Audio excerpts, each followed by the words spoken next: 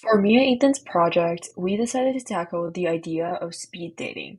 Speed dating is a concept where people are sorted quickly into pairs and they are given a slotted amount of time to get to know each other.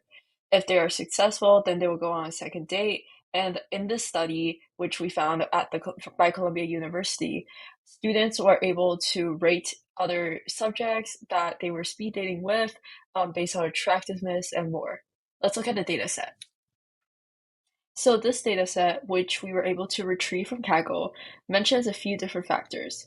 The first five columns of this dataset are demographic, things like income, gender, age, career, and more. And these are important when we look at the different subgroups. The next seven columns talk about the description of other subjects after rating this person based on a few characteristics: attractiveness, sincerity, intelligence, fun, ambitiousness, and shared interests. It also discusses whether or not this person thinks that they're a match.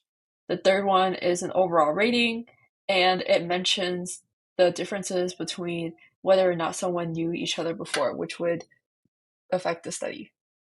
Our first research question today asks, is there a relationship between attractiveness and a person's rating? In other words, does physical looks affect the way that person is generally perceived when it comes to speed dating? Let's look at our hypotheses. Our null hypothesis for this question is that there is no relation between physical attractiveness and a person's overall ranking when it comes to speed dating. However, our alternative hypothesis is that there is a significant trend between a person's attractiveness and their overall rating. Looking at the graph, we can see that there is a strong trend between the physical attractiveness of a subject and their mean overall rating when it comes to speed dating. We can see that there are many points and they are mostly a positive correlation. By using a linear regression test, we were able to combine the mean overall rating of each person from 2.5 to 10 and then compare that with the attractiveness of them from 0 to 10. And as you can see, there is a pretty strong line of best fit. So what does this really mean?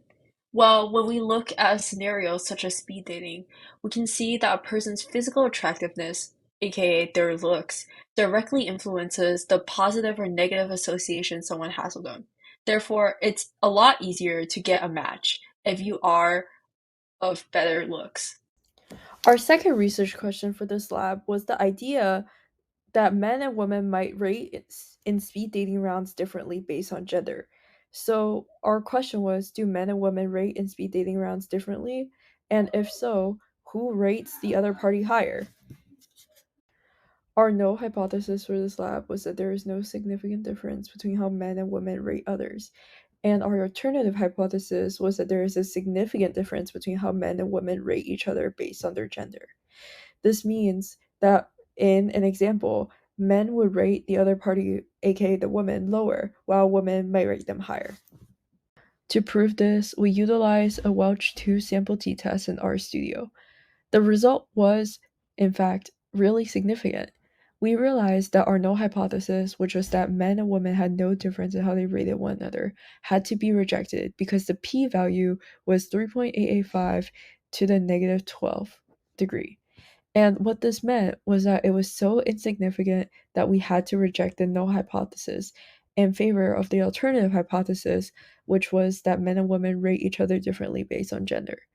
And we can also see this in the sample estimates in mean group 0, which meant men, and versus mean group 1.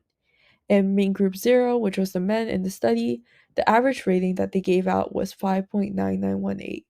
However, when we compare it to group 1, which was the females in the study, the average rating that females gave out to their partners was 6.27. Therefore, we can conclude that men and women rate each other differently, with females usually rating the other party higher. What does this mean in terms of our study at large? Well, when we look at this, we can notice that the higher ratings for females and the lower ratings for male kind tends to show that males are more hypercritical of their partners, and not necessarily in a good way.